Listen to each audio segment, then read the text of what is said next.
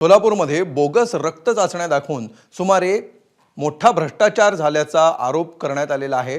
संत रोहिदास सामाजिक संघटनेचे अध्यक्ष विठ्ठल वनमारे यांनी ही माहिती अधिकारातून बाब उघड केली आहे। रिक्षा भरून पुरावे त्यांनी सादर केले। 2022 ते 24 मध्ये तानाजी सावंत आरोग्यमंत्री असताना सोलापूरच्या शासकीय रुग्णालयामध्ये हा प्रकार घडल्याचा आरोप करण्यात आला आहे। ड्युटीवर असणाऱ्या डॉक्टरांच्या बोगस सह्या यासाठी वापरण्यात आल्याचा आरोप वनमारे यांनी केला आहे। या प्रकरणी तात्काळ चौकशी करून कारवाई करावी, अन्यथा आंदोलन करू असा इशारा वनमारे यांनी दिला आहे।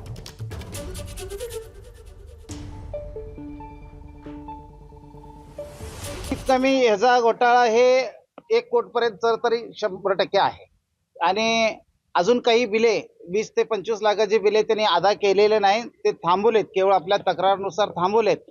पण यामध्ये संगनमतात 30,000 पानाचं बिल फक्त एकाच व्यक्तीने भरलेले आहेत, एकाच व्यक्तीचे अक्षर आहेत, त्याच्यावर कुठल्याही वैद्यकीय अधीक्षकाचे आणि प्रोफेसरांचे कुठे सह्या नाहीत, तरी बिल काढले जातात।